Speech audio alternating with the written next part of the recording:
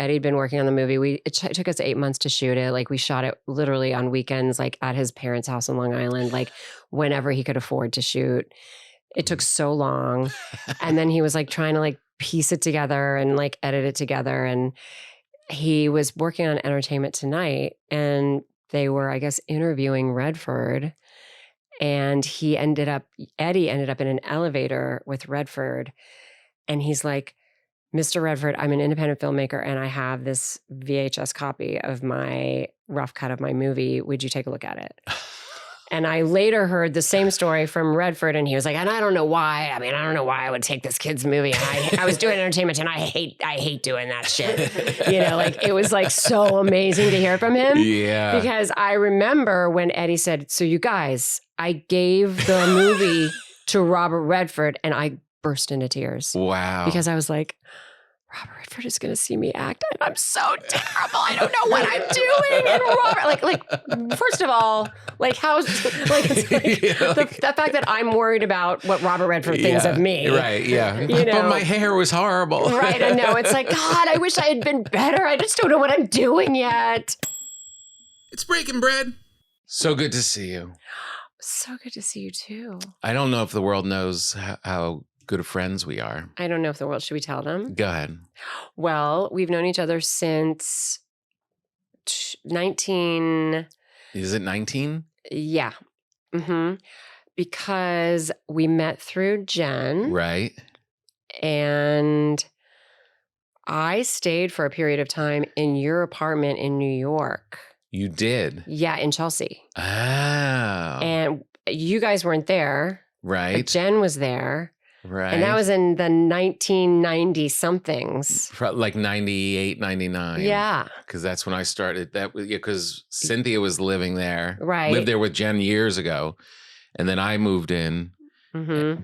Right. So probably like 98, 99. Wait, but you guys were married then, though. No, well, we were married in 2000.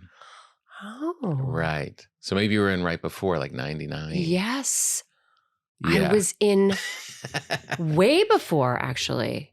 So that was officially before me then. Before you, maybe. That was you probably knew Cynthia first because her and Jen were. Right. That's so funny. I didn't realize you were the freeloader who came in later. I'm the new guy. You were the new guy. Yeah. Wow. We've known each other for a long time. I know, a really long time. Right. Well, you know, because and Jen, who I know you through Jen. Right. Is Jen Jostin, who I knew from the Brothers McMullen. Exactly. Which is like what we're actually talking about today. But the thing that's funny is that was like 1995. We were both in that movie. Is that when you became pals? And that's how I met her. That's when we became pals. Yeah. Yeah. Right. And so, and then our lives changed so much because that movie was kind of a big break. What a big deal. And so, yeah. And so we kind of like, I moved out to LA for a little bit. That? And like. Was Spin City before that? Spin City was after that. Was after that. Yeah, so everything was after the Brothers. Everything was after that. Like the Brothers McMullen was like really like the quintessential big break for me, for all of us. Like, you know. Was it hard to get the role? Of the Brothers McMullen? Yeah. I mean. Did you have to? Here's how I think it was hard to get the role. It was cumulatively hard to get the role because getting the role of the Brothers McMullen was preceded by years of doing the same thing, which was buying Backstage Magazine. Yeah. Remember Backstage in New York? Magazine? Yeah, of course. Buying Backstage Magazine. Like you'd have a newsprinty thing in your hand. It's a newspaper. Yeah. And then stapling my picture to the back of resumes. Yep. And like stacks of pictures and resumes. Yep. And stacks of like manila envelopes. Yep. And I would go through the Backstage Magazine and be like, oh, we're looking for the 4th back dancer for this off-Broadway musical. And you could send your picture and resume in or whatever. Or the ad that was in for what became the Brothers McMullen was probably like, looking for actors for probably a student film, no money. Right. And, but I answered all of them. And just, then take all your envelopes to the post office. Yeah. And send them all out. Yeah. And just hope. And you you send them to the actual, actually put them in the post office. And then it's like somebody calls you. And did you have a service? Somebody calls you on your service? Yeah. Did you ever do that? It was kind of like a voicemail service. I must have had. I don't even know if I actually had a service. Yeah. I feel like I had a service for like 1 second. And then remember how we had like beepers? That was the first. That was like the first thing. connect. We get a little beeper. Yeah. And then you call your agent and you can go in and read for razzles. Right. But of course, at this time I had no agent. Right. I had no agent. I right. had no. You were your I had own. no connection to anybody at all, anywhere in the business of show. So when you walk into audition for Brothers McMullen, did you get it right away, or were there a bunch of callbacks? The thing is, so I got a call from this kid. Hey, can you come in and audition on Sunday afternoon? Because we're gonna. Was that your knuckles? Yeah, sorry, they're tensing up. Is this stressing you out? My story? I was just like... It's reminding me of my own life as a struggling I was like, what was that? The first one, I was like, maybe that was the system. Yeah. No, that was me. I was freaking out over here. These were hard times. It all worked out. It all worked out. It works out. It's she made great. It. You gotta keep going. Keep going. Take some deep breaths. Breathe through the knuckles. Breathe through. It's all right. On a Sunday. Yeah. So I was visiting my sister for the weekend, who lived in DC. My sister Cynthia. Right. And I was like, I don't know. Maybe do I go back in time for this like audition? And I was like, funny? I guess so. So I took a train that would get me back in time. And I literally went straight from Penn Station, dragging my suitcase to this office building and auditioned. And then Eddie, like, I read this role, and then Eddie, like, came running out after me, and he's like, will you please play the part? Will you please play the part? Really? Right away? Yeah. And then I was like, this is going to really suck.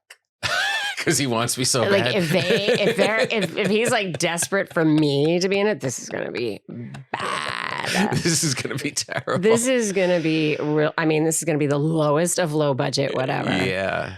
But what an interesting little thing, though. I know that if just being a smidge different, right? Being in DC and be like, let's just stay. Let's have brunch. Yeah. Let's not. I don't have to go back for it. It's just an independent It's thing. like, because it's one of like 200 that I've already done in the last 5 months that I haven't gotten. So why? But you're just hungry enough where you're like, let's go. Yeah.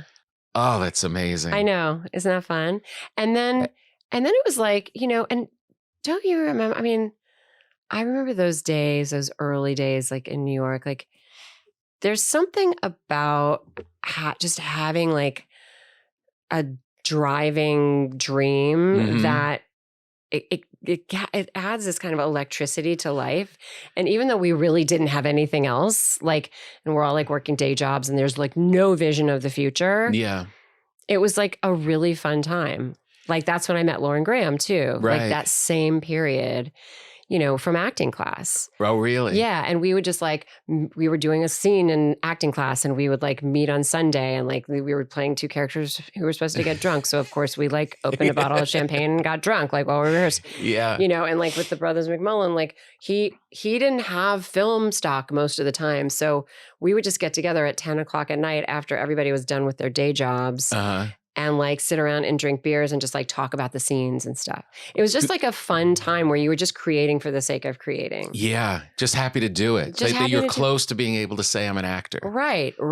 That was it. Or trying to envision what that even means. And it's just so exciting that you're with other cretive people and you're doing this thing and you have no money. You have zero money. No, and not at all. I always talk about if you told me right now, go back to living the way that I did in the beginning of making like $5 a night at the comic strip and sleeping on a futon with my friend with no doors in the apartment, like right next to me. Yeah.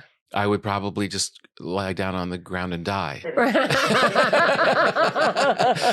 But when it was happening, Yeah. I was so excited and happy. Yeah. Yeah. It was like you were figuring it out, like you were making your way. Yeah. I mean, really, I look back at those times and there was like this lightness to it. Mm-hmm. Like, I hope people now, the world has changed so much. Mm-hmm. Like, now I feel like an old lady, like all the time. Do you feel like an old person all the time? Like, the world has changed so much. I don't know how people function. Yeah, somewhat. I mean, do. watching my daughter go through this stage right now. Yeah. Which one? And she's starting out in New York. She's got her friends. They're starting a production company. Yeah. They're just hustling and they've got this energy and they just do all this stuff. Lena. Yeah. She has all of that. Yeah. There is a little difference, I think, where you're headed. There is a little heaviness of what's the world? What's the world? In the 90s, there was a lightness. Yeah. We weren't touched yet by the things that happened in the rest of the world. Right. And there is definitely the gloom that everybody kind of feels. Yeah. Is kind of hanging over a little bit. Yeah. Not so much where it defeats the young people. They're like going, you know. I know. I like, it's funny because now I look at them and I see that they're still going. Yeah. And they still have this, whatever this drive is, or this sort of like energy to like carry out a vision for themselves. Yeah. And I'm like, wow, that is so impressive that they can do that. Yeah. Given what the world is right now. But, you know, I guess we had our own version of that too. Yeah. And I mean, at that time, you know, the thing about the brothers McMullen and, you know, Eddie Burns, who made that movie. Yeah. Was 24 years old when he wrote it. Wow. And the reason he wrote it is because he was a film student. He loved film. He's always been such a student of film. Was he NYU? And I think he was NYU. I think so. Fordham? I don't know. I don't see him being USC. I don't no. Right? No, I don't see that. Yeah. I don't see that. But could have been Fordham though. But he was just like, he would watch movies and he'd be like, I don't see anybody speaking the way my friends and I speak to each other when I go to movies or when I watch TV. Yeah. Which is what prompted him to write the movie. But I love that in that time, he thought he had the audacity to think that was worth doing. Yeah. You know, like I love that. I'm just going to make it. Yeah. And by the way, that was that moment in time, 1995, was a real kind of a real opening time for independent film. Like it was special. It was a special time. Like that was sort of when Sundance was really doing what what Robert Redford set out to do with Sundance. And he, you know, I'm Soderbergh and all of that. I mean, because you remember just as a fan, you'd be aware of like all the big films that were coming out, but you also were eagerly awaiting what's the independent film that's coming out. Yeah. And it was exciting. Like it was like people like in a way, like this sort of like small specificity of those independent films and people talking to each other. And like it was exciting to see that. Yeah. Yeah. And it's an interesting thing now because you actually can make films technically easier now. Yeah. Right? I mean, I could take my phone. I mean, I have friends that have shot stuff on their phone. Like you can, you can go after it. Right. But there's something a little different about the environment or the way it's distributed or, you know what I mean? I do know what you mean. And that's interesting because I think that's where we're sort of in struggle with ourselves around like, you know, the great filmmakers are still saying we need to have cinematography. We need to make films that are meant to be seen in theaters. And yet we have an entire generation of people who are, as you're saying, like shooting it on their phones or doing it for a YouTube channel, you know? Right. And so it's like, there's a different value system around the cinematic nature of storytelling. Maybe it's the volume. Like there's so much in so many different, like back then when you are looking for a film, it was like, well, you got your films and you got your set amount of television. Yeah. There wasn't a plethora of stuff. So there was like it would feel a little more special. Right. If you were to break through and actually get the thing made and get it out there. Yeah. And Redford was the I mean, with Sundance, that's what broke it, right? That's what broke it. Yeah. Well, and there's an amazing story that, has been told now many times, but I had the great fortune of hearing this story first from Ed Burns, and then later from Robert Redford, who told me like his version of his side of the story, but which was like, Eddie'd been working on the movie. It took us 8 months to shoot it. Like we shot it literally on weekends, like at his parents' house in Long Island, like whenever he could afford to shoot. It took so long. And then he was like trying to like piece it together and like edit it together. And he was working on Entertainment Tonight, and they were, I guess, interviewing Redford. And Eddie ended up in an elevator with Redford. And he's like, Mr. Redford, I'm an independent filmmaker and I have this VHS copy of my rough cut of my movie. Would you take a look at it? And I later heard the same story from Redford, and he was like, and I don't know why. I mean, I don't know why I would take this kid's movie. And I was doing Entertainment, and I hate doing that shit. Like it was like so amazing to hear from him. Yeah. Because I remember when Eddie said, so you guys, I gave the movie to Robert Redford, and I burst into tears. Wow. Because I was like, Robert Redford is going to see me act, and I'm so terrible. I don't know what I'm doing. And Robert, first of all, like how, like, it's like the fact that I'm worried about what Robert Redford thinks of me. Right. Yeah. But my hair was horrible. Right. I know. It's like, God, I wish I had been better. I just don't know what I'm doing yet. But, yeah. And then Redford, I guess, gave it to somebody at Sundance. And he later said, he's like, that's what I wanted Sundance to be about. Right. Like I really wanted it to be about those kinds of like small films and like getting them. And then the crazy thing that happened, so it got into the Sundance Film Festival, but the crazier thing that happened, which was the biggest surprise, and it was really right at the end of the festival, was that the movie won the grand jury prize at the Sundance Film Festival, which was like, we didn't even think that. We didn't know what we didn't know that existed. Yeah, that was a thing. And so that was. Did you get to go? Were you guys able to? Yeah, we, well, it was funny because I had, at that time during Sundance, I booked my first commercial ever for Catchphrase. Catchphrase. Yeah, remember the game, Catchphrase? Yeah, kind of. I remember hearing it, but I don't remember the game. Really? I don't even know if it still exists. What was your part were you playing the game? I was playing the game. It was me and a number of people. I don't know if you can still find it. Yeah. But listen, it was a big deal to book a commercial in those days because you could make big money. Yeah. So I booked my first commercial, and it was during Sundance. And I was like, oh gosh, I don't know if I can. And I was like, but I can't not do the commercial. So I did the commercial, and I went to Sundance. Like I got there like the day before the last day or something. Right.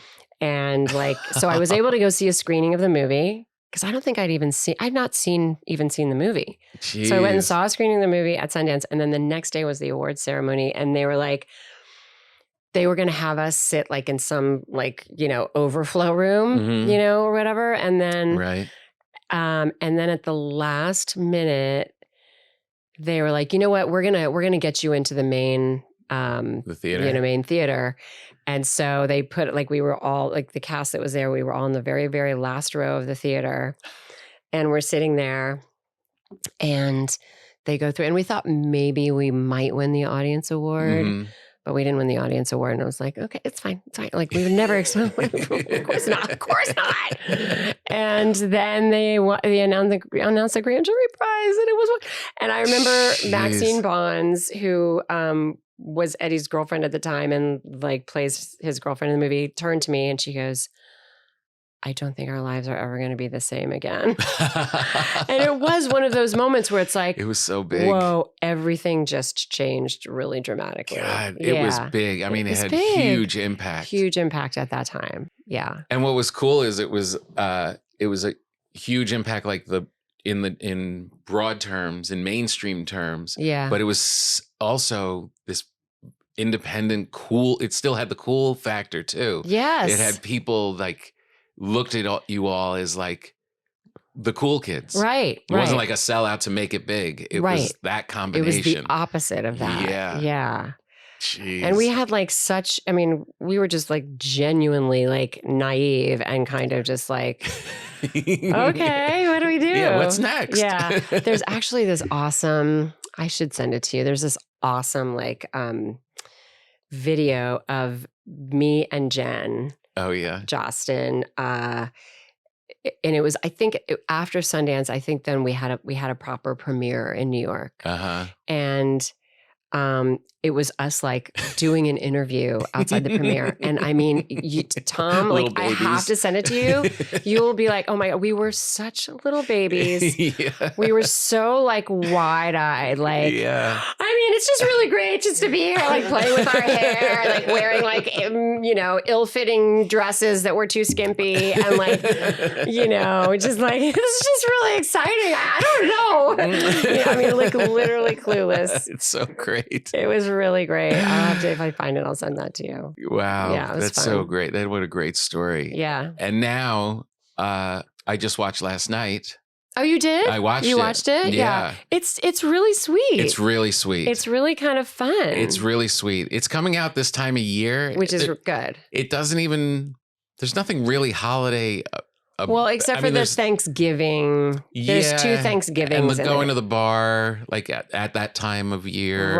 Right. But it's not really heavy. It's not really a holiday movie, but the timing of it is,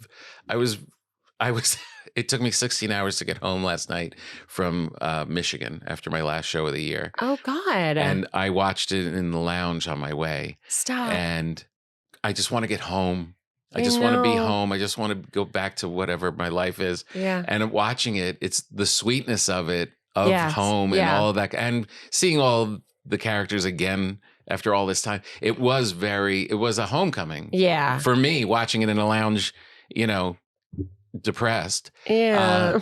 But for you, it must have been a hell of a homecoming. Have you ever revisited a role like that? No, right? I haven't. I know. Yeah. I don't think so. I mean, I went back and played my character from American Horror Story, like for an episode, but it wasn't like that. Like it wasn't. Right. But there is something very interesting about going back 30 years later and imagining where that character would be. Yeah. Especially because there was such a like naivete both in who we were 30 years ago. Mm-hmm. Like it was interesting as an actor to like relate to that because it's like, I know how different I was and my life was 30 years ago. Yeah. And so like equating that to that character and then to who that character would be now is fun. It's fun to like. And your natural life brings a lot to it because you lived for 30 years as a human being. Exactly. Yeah. So that was really fun. And just, it's funny, the whole family part of it, like being with Eddie and McGlone, like Eddie's voice is so distinct. I know. Like all those characters, it's like so distinctive and it just like comes right back. Like for me, I was like, oh, that's just in my bones now because it was such an important thing at that time. Yeah, he's so distinct. Yeah. So just a sidebar to him as a filmmaker. Yeah. After the first one came out, it was 95? 95, yeah. During 9/11, everyone, especially New York, was reeling. Everyone's reeling, and a couple directors put out little videos to kind of like give people hope. And he did one to "Lovely Day," which wasn't really. I mean, it was a hit, but it wasn't played as much as in ads and things as it is now. Mm. He just put together this, it was just people holding hands in New York, walking down the street to the soundtrack of Lovely Day. But it was in his hands that it just had so much weight to it. And as a New Yorker at that time, it was like, somebody give us some kind of hope. Yeah. That really stuck with us. Oh my God, that makes me want to cry. Oh, me too. Yeah, he has such an incredible heart and he does have like an amazing way of tapping into that world that he knows so well. His dad was a cop, a New York police officer. And so like that was a huge part of his life. Yeah, you know? yeah. And so I really want to see that. Yeah, it's just a short thing. It's just the length of the song, or maybe even shorter. Yeah. But it had such impact. It was like, oh yeah, the little things. It's this like, and we're okay here. We're gonna be okay here. Yeah. It really was really unique. Was it trippy being back on set and having him direct, or like, I mean, because now, you know, he has a budget and you're all stars, and it's like you could just kind of, you weren't struggling. You shot this probably in a month. Yeah, I mean, I think I went in on the shot for 4 days. You know, I mean, it was like a real budget and a thing. I know that part was, it was weird, kind of like sort of rectifying all that. Like, it's kind of like, oh, this is, because I wanted to sort of tap into just that original kind of like, we're doing it for the love of storytelling. Yeah. Which is what the Brothers McMullen was. Like, right. It's really interesting, especially the way the world is now, to think about really doing something absolutely without any agenda. Mm-hmm. You know, when we were shooting the original movie, we couldn't have any agenda because there was no promise of anything other than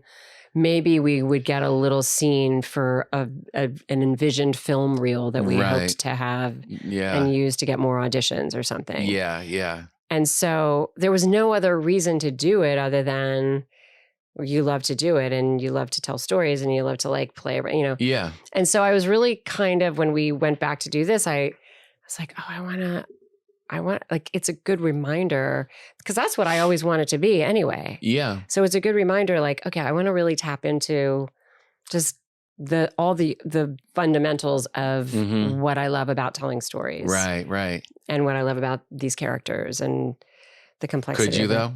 And yeah, I mean, like, I mean, there's got to be a sense of it. Yeah, like I actually, even as I'm saying that, I'm kind of like, well, I try to do that really in everything that I do. Like, I try to be as like sort of present and like, I don't know. I try not to let it be about all the other bullshit that it ends up being about. Right.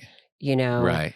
Because like, that's not, at the end of the day, when you're just playing a scene or in a moment of something, it's like, it has nothing to do with bottom lines and, you know. Yeah. What this role is going to be and all that other stuff. Well, allow me to use that little segue to say something I would never say to you when we're just hanging out at your house or whatever. You're an amazing actor. Oh, you're so good. Stop, Papa. Really, you're so Thanks. good and so natural. And like, I couldn't say it to you when we're just hanging out because it would be uncomfortable. But as an interviewer now, you're so good, and there's a reason you haven't stopped working all this time. It's remarkable. Oh, that means so much to me. You're Thank so you. real, and you're just so delicately gracefully able to switch and do things on camera that it's very endearing. And watching it as an actor, it's so impressive. Watching it just as a fan, you bring people in because you're just effortless. You're so good. How did you get so good? Was it Dartmouth? Did you study in Dartmouth? No, it wasn't Dartmouth. Was it just hustling in New York? Did you study? You did study with You know who I studied with, who was my greatest teacher, which is where I met Lauren, Tiffany. We were all in this Asif Mombi. Right. We were all in this acting class together with Wynn Hanman at Carnegie Hall. Right.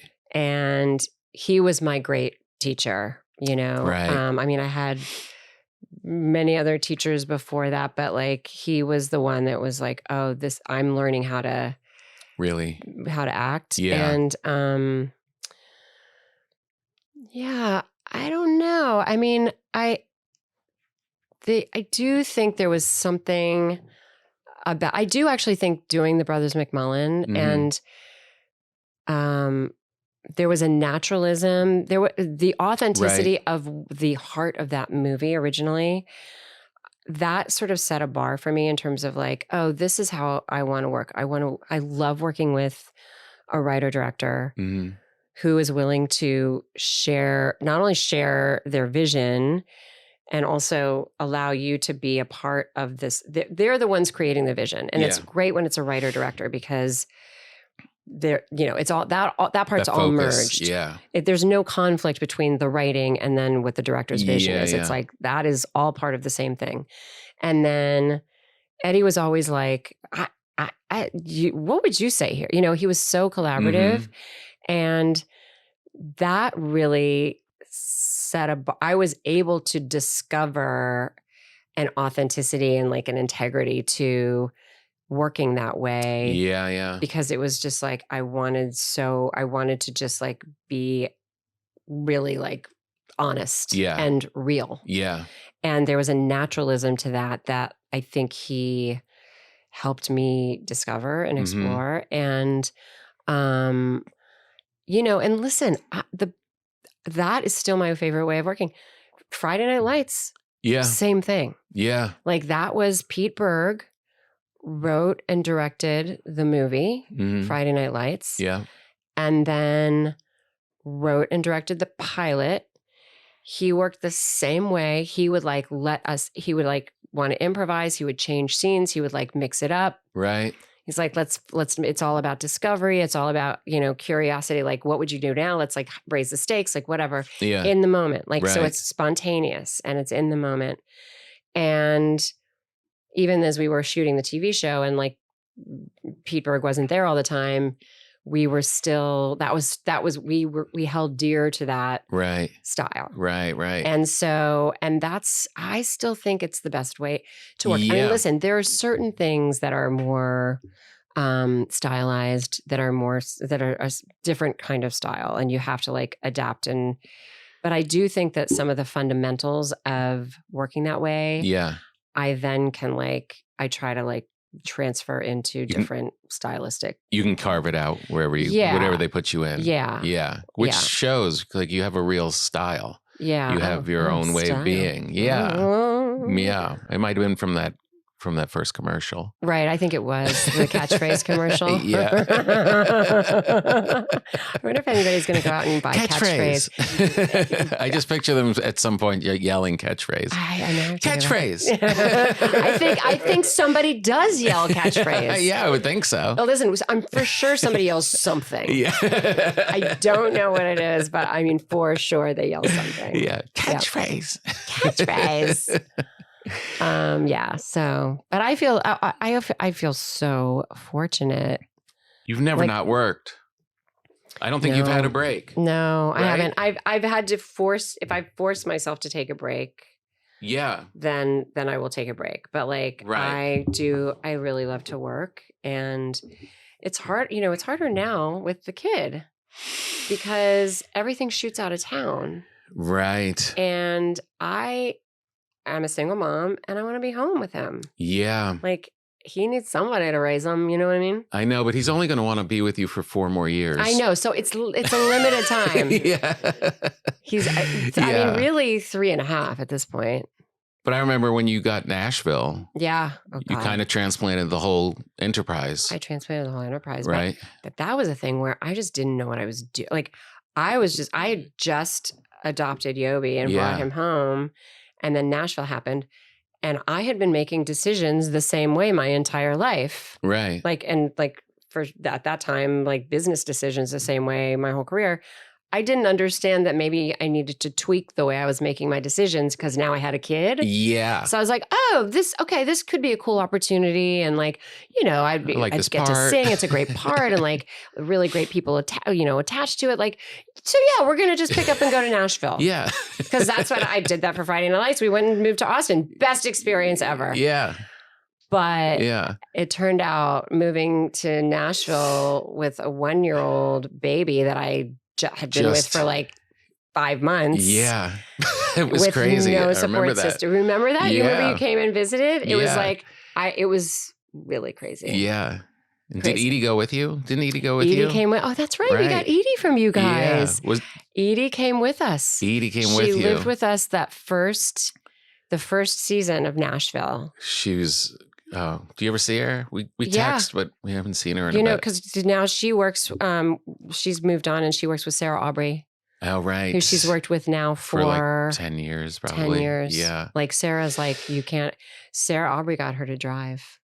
Yeah. Remember, she wouldn't drive. She would always take those taxis late at night. Yeah, she would take these like sketch taxis. Edie drives back now. to her house. Edie drives. Edie now. is an angel, just for anyone that's Edie is an angel. It's an angel that we just happened to meet in Los Angeles, who is like take any great grandmother, mother-in-law, wrap it all up. And best friend, and have her just stay with your babies. Baby whisperer. She was a baby. She's a baby whisperer, but now she's also an adult whisperer. Yeah, right. She was amazing. But I remember when she went to Nashville, because we were like, oh no, because we didn't really need her anymore. The kids were getting older, but we just wanted her in our life all the time. Yeah. And then she had to go to Nashville for your dumb show. I know. I was so mean of me, but also so generous of you. Yeah, just that's to, true. Let me have her. Yeah. Oh my but God. really, I remember running through at that time. We ran into each other at the airport, and I was just like buzzing into New York, and you were leaving, and you had, I think, Edie and Yobi and stuff, and so just like stuff. so much stuff. And I was like, I didn't even want to stop and talk to you because I knew that airport mom thing is just so intense. I know. That was an intense time for sure. Yeah. Also, because that show was really challenging. I mean, for me, it was like, oh my God, I'm singing. I'm having to like figure that out and like perform, like doing concerts. And it was such a big deal. And then I just was like, I'm supposed to be raising this child. Like, how do I do that? It was very challenging. But like, thank God for Edie.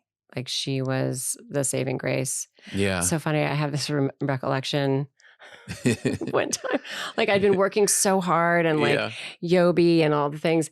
And like one time, like it was towards the end of the season in Nashville, and I like met some guy, and I like went out on a date with this guy, and like, you know, it was like the first time that I had like any sort of any like adult moment. Yeah. And I remember coming home, and like the next morning, Edie came in with flowers, and she goes, "Springtime for mommy."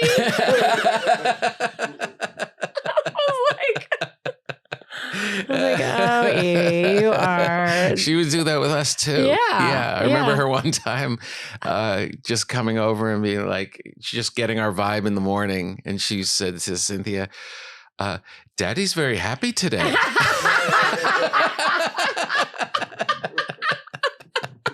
We're like, we just got a good night's sleep. I know, it's so funny. Like it's like she seems like it's going to be like your mom, and it's like, oh, I don't want to tell her about anything. But it's the opposite. She's like, oh, she's really special. God, she's amazing. Yeah. So yeah, you'll have like 4 more years. Like, he's in his teens now, and you've done a great job. Yeah. And you know, did you realize that being a single mom isn't that hard? It's pretty easy, right? Yeah, it's so easy. Oh my God. I was really like, nobody warned me. Like, how was I supposed to know? Yeah. Frankly, even if somebody... how do you know? There's no way. No. And by the way, being a parent is so challenging. You've no idea. And being a working parent is so challenging. Yeah. You know, period. Yeah. But... To keep pulling both off is very unusual. And when you're like the sole kind of person for that kid or your kids to go to, it's like it's a heavy burden. Heavy lift. I mean, heavy lift. Someone could tell you, and you could relate to how much physical work it's going to be. Like, right. You're going to have to do these meals, and you're going to have to do this bedtime, and you're going to have to do this drive to the school and all that. What you can't prepare for is the emotional weight and fear and hope and of having another human life attached to you. There's no way. There's no way. And that's what I was saying with, like, if somebody had warned me, it's like, you can't fathom it. No. Like, you can't understand. I do remember, like, one of the biggest things I remember when I first adopted Yobi was suddenly recognizing that like all of my time is spent figuring out what I need. Right. And now I need to figure out and now I need to figure out what an entire other human being needs who I can't even figure out what they need because they can't speak, they can't articulate it, and they can't do shit for themselves. Right. And so suddenly I'm like, wait, where do I find the space for that? So now suddenly it's like I can do either one or the other. Yeah. And it was like, that was a huge. You don't really know that until you experience it. I thought whatever's coming our way, I'm still going to be able to have my coffee and read the paper before the day starts. Right. I know it's going to be hard. I know all the rest. I didn't realize I would never see a newspaper for 18 years. No, you will not. You will not. And you wouldn't be you would be drinking coffee out of some to-go container that's still dirty from the day before because you're you're having to deal with whatever they need, wherever they're going. Yeah. I know. But they're the best though. Yeah. You think it's worth it? Yeah, kind of. And now a word from our sponsor. Today's show is brought to you by Factor. Eating well during the holidays can feel impossible. That's why I use Factor's chef-prepped, dietitian-approved meals to help me stay balanced and energized throughout the most indulgent time of the year.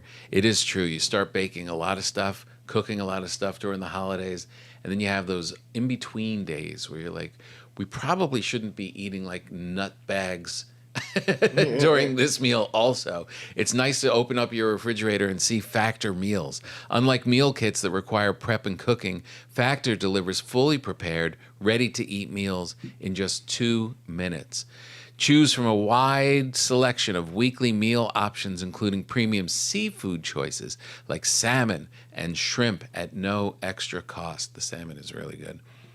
Enjoy even more GLP-1 friendly meals and new Mediterranean diet options packed with protein and good-for-you fats, perfect for when you're surrounded by holiday temptations.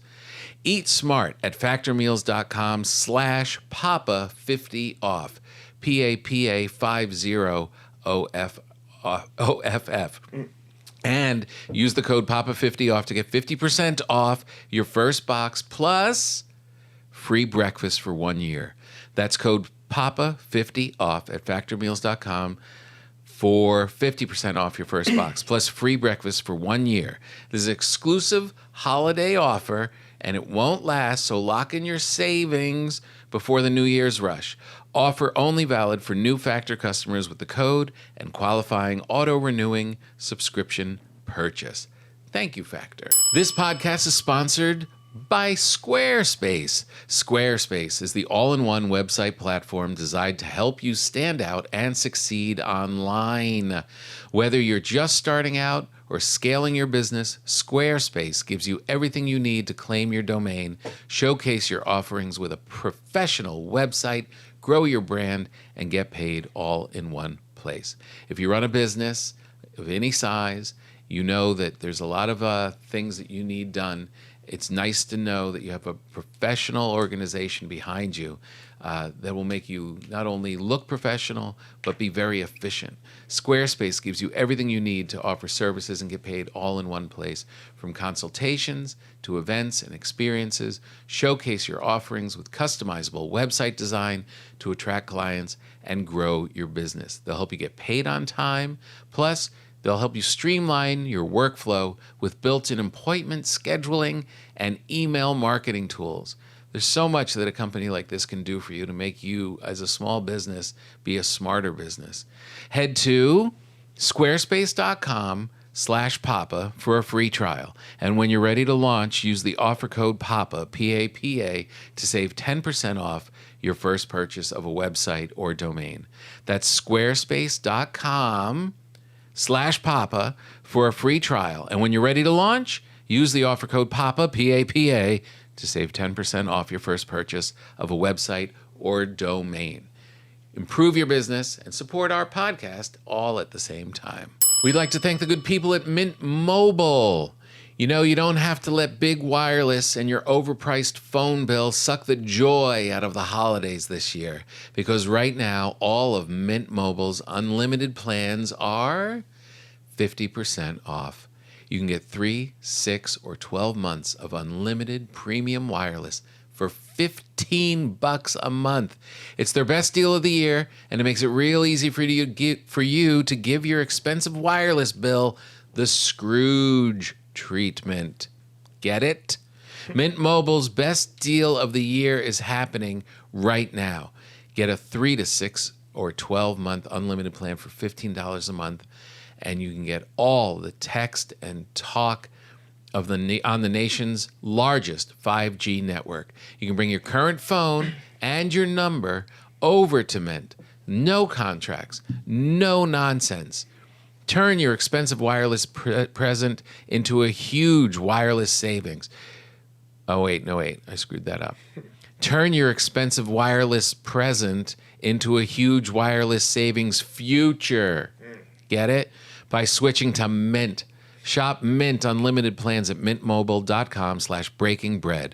That's mintmobile.com/breakingbread.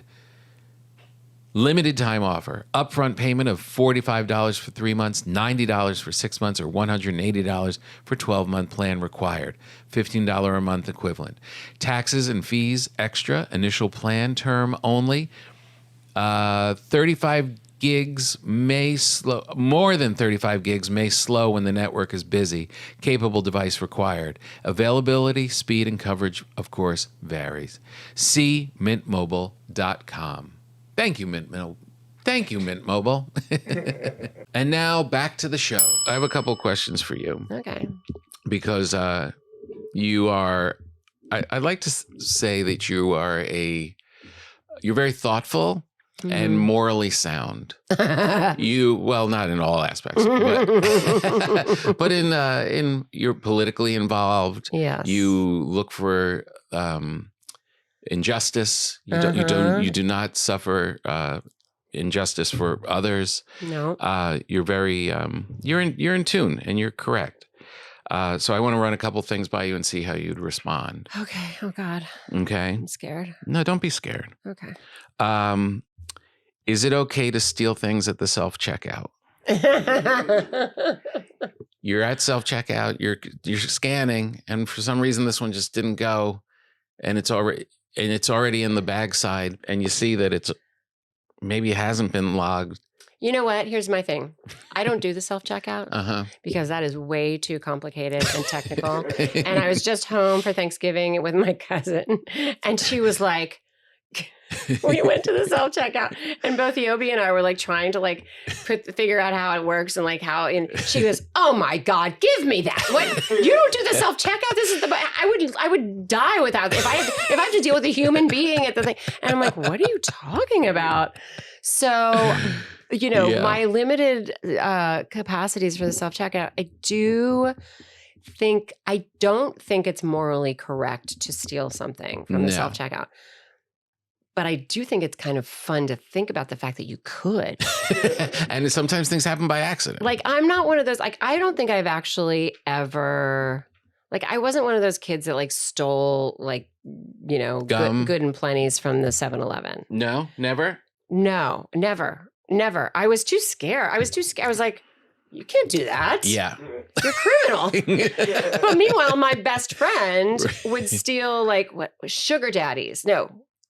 I don't know. She was just for fun. And like, I realized like a lot of kids like do that just for fun. Just it's like for fun. I don't know what that's about, but yeah. I stole a little when I was a kid, but I got caught early. Yeah. Yeah. I got caught stealing bubble yum. Oh, well, that's worth stealing. And the guy put me in the stock room and I had to sit there as he was calling my dad. Oh, God. And that was it. That was the end of my career. Yeah. God, what'd your dad do? He wasn't as mad as I thought. I think he was just more annoyed he had to come down there. Right. Well, isn't that funny now that you're a parent? You realize, I'm like, if Yobi did something like that, I would be like, are you an idiot?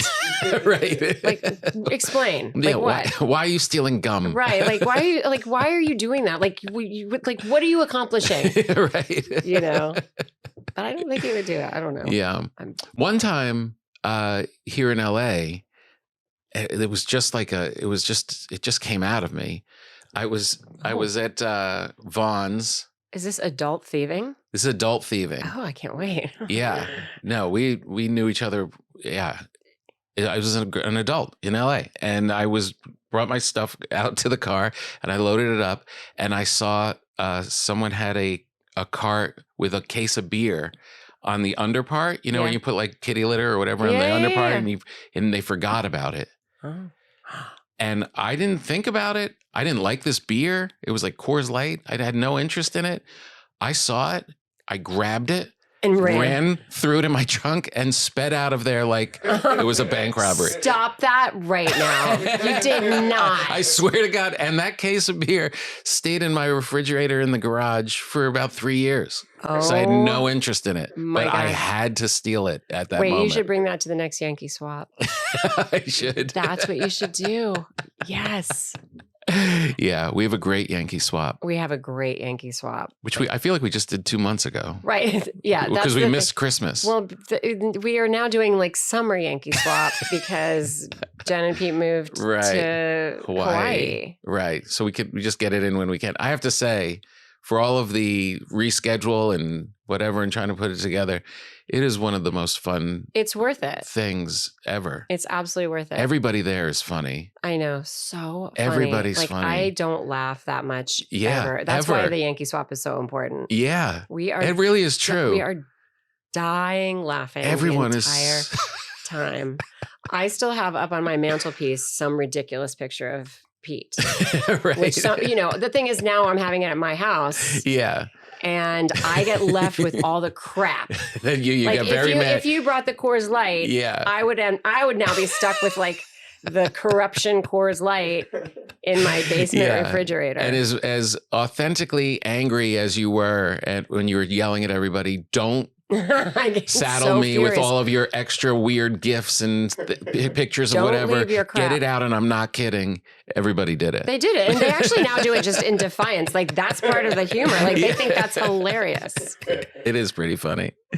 Okay, if you find a credit card, of course you're going to give it back. Ugh, duh. But are you allowed to get a couple things? No! Ew! Credit card fraud? No, thank you. I don't know if it's fraud. That is total. No, that's just thievery. It's just stealing. It's just stealing. But if they get, but no. When the credit card company calls them and says, "Did you just buy a bunch of Coors Light?" and they're like, "No," they don't charge them for it. Yeah, but Tom, no. This isn't my opinion. I'm just asking questions. Tell me. Well, what are you going to do? I would never do it. Do what? Charge things on some strange credit card. Okay, great, good, thank you. All right. Just checking. Would you like a cigarette? Why are you so accusatory? Do you still study acting? Do you ever go into? You never. No. After that guy at Carnegie, nobody can tell me anything anymore. Tell you what to do. I'll be like, oh no, thank you, sir. I'll tell you. I would be the worst student at this point. Yeah. Yeah, that would be weird. That would be awful. So you never studied like along the way? Like once you started working, once I started working. Once you're doing it, you're doing it. But I do think, I feel like I do learn from it. I learned from every experience. I mean, my God, like once after the Brothers McMullen thing, and then I got Spin City, I really didn't know how to be in front of a camera. Right. And so but I was like, well, my background is in theater and I've worked in front of a live audience before, and Spin City is shot in front of a live audience, so it's going to be the same. Right. Which it wasn't. It's like 3 cameras and like, shooting a scene over and over and over again. So I would say that I have my studying has transferred to studying on the job. As you're doing it. Yeah. As long as you're working. I mean, a lot of times studying is when you're not working, just keep sharp. Yeah, right? No, I just have, it's like I've learned so much. I learned so much doing Spin City. I learned so much doing Friday Night Lights. Like everything I've ever done, I feel like I've learned something else. What a great moment. I don't know. I just clocked it now that you do Brothers McMullen in New York as a New York actor, and then Spin City shot at Chelsea Piers, right? In New York. Yeah. Oh man, what a great time. I know. It was God. so great.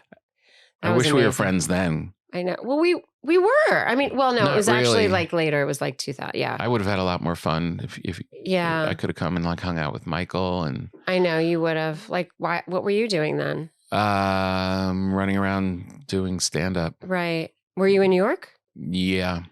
But we didn't. I didn't come out here till late. Okay. I feel like we hung out in New York, but maybe we didn't. We did, but after. It was like after we fell in love. Okay, fine. After we fell in love. Mm-hmm. Are you ticklish? Yeah. Are you? A little bit. Where? Under here. Yeah. And on the top of my knees. Oh yeah. Do like that? My dad used to. Yeah. Yeah, that was my dad. What did he say? I don't know. Actually, I'm not sure if anyone else did it. It would be ticklish. I think it's my dad's vice grip. Right. And what did your dad say while he was doing that? I don't know. Well, here's what my dad said. This is what it sounded like he was saying to me, and what I always remembered. Do you know how a horsey pumpkin, it goes chomp, chomp, chomp, chomp, chomp? But now what I realized when I was older is he was saying, do you know how a horse eats pumpkin? It goes chomp, chomp, chomp, chomp. But like when I was growing up, what I heard, do you know how a horse eats pumpkin? Chomp, chomp, chomp, chomp. My dad didn't have like a thick Southern accent, but just enough that it was like. That's funny because my father also did a thing called horse bites. Oh. Where he would grab the back of your thigh. Yeah. And squeeze it. Yeah. Who wants a horse bite? Oh, no. Yeah. Oh. Why all the horse stuff? So much horse stuff. Yeah. I don't know. It's not like we grew up in the country. We grew up in New Jersey. Well, you know. That's the country. Do you like a man that smells like cologne or a man that smells like cigars? Don't say neither. Why? I wanted to. You're stuck with this guy. My instinct is saying neither. Well, not cigars. Not cigars. Not cigars. So I guess cologne, but like nice cologne. Yobi's just gotten to the place where he's like, Mom, Axe body spray. Can I go? Yeah. Well, he wants the Axe body spray very badly. I have really done everything in my power to deter him from the Axe body spray, and so far I've been successful. That's good. It's a lot. It's a lot. So, and then he was like, I want to go to the store. And he did go with a bunch of like his friends and like little kid friends. This was mostly more last year. Uh-huh. And they got a bunch of testers, and those testers are so horrible. So then I was like, hey, honey, what about this? And I like got like a really nice brand, and I like gave him testers of that. This one smells nice because it doesn't have that thing that like stays in your nose for 5 hours afterwards. Yeah. But that's going to be a weird, 14-year-old boy. Right. Can really smell without any help, can really be a horrible smell. So then it's kind of a combo of something entirely different that was never intended by the cologne maker. Right. And that's what you're stuck with. They should just invent like 14-year-old boy. I think I had Halston. And uh-huh. Drakkar Noir. Drakkar Noir. I remember that one. Those are my high school scents. Yeah. Oh, God. Oh. They just stick in So your nose. weird. They just get stuck right up there. Yeah. But yeah, if I have to choose though between the cologne and the cigar, I would take the cologne. Yeah. Because the cigar is also his mouth. Yeah. Right? He's trying to kiss on you. Are you going to come back in White Lotus? I hope so. I feel like you should. I heard like now I just kind of read it in the papers like everybody else. And I heard that maybe they're doing the next season in France. And I'm like, Ooh. Oh man, I want to go to France. Yeah. Come on, Mike. I want to go to France. But the thing is, that show, it takes 6 months to shoot it. It takes so long to shoot. Got to go live there. You have to go live there for 6 months. And I'm like, I mean, listen, if I talk to Yobi, I feel like there's a part of me that he'd be cool with you going.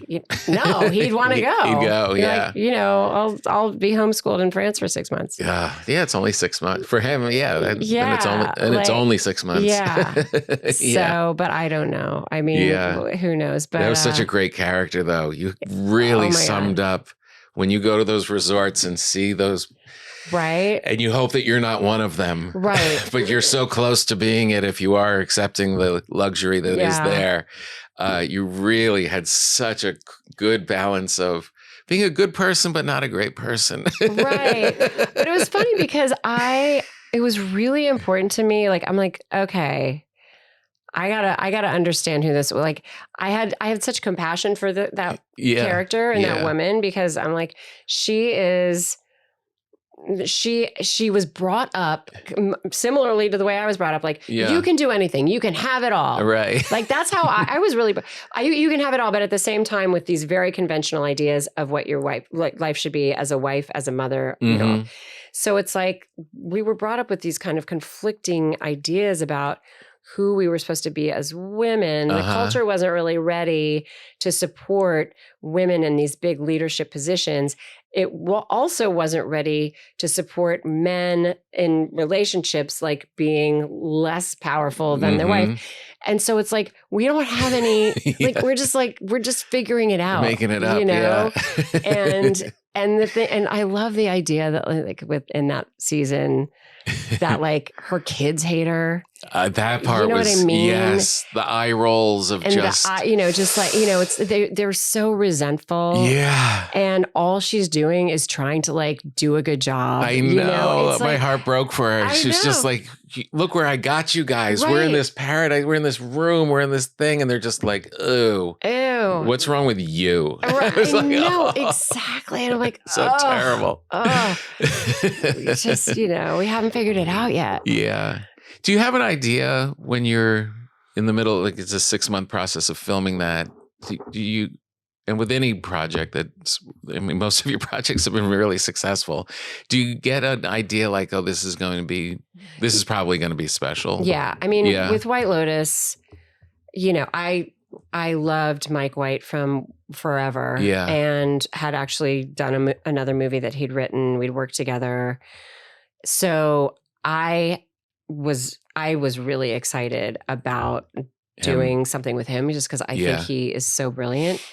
And then I loved the concept of that show. I mean, it really was, now, of course, we're about to go into a 4th season of it. So it's like, but really at the time, it was such an innovative idea. Yeah. You didn't see it coming. You didn't see it. So I really had a sense that, like, oh, this is going to be great. Yeah.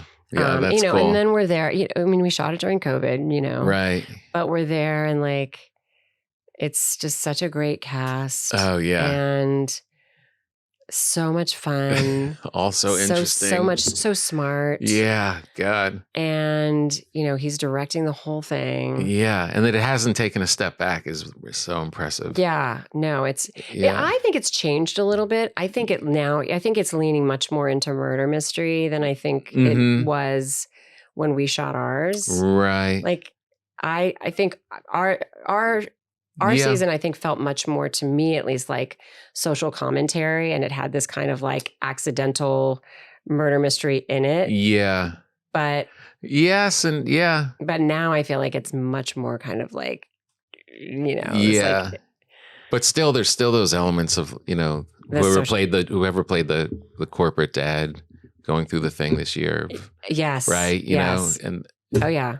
There's still some. No, I mean, listen, I think every season has been so brilliant. Yeah. And, like, such, but that, like, character culture thing I get. Always, like, he's always finding another way to show those characters and these people. Yeah. The ugliness. Yeah. But it's funny. Like, I do think, like, it's become so suspenseful. Yeah. Which I'm like, I feel like our season was just kind of funny. Yeah. Like, it was really funny. Yeah.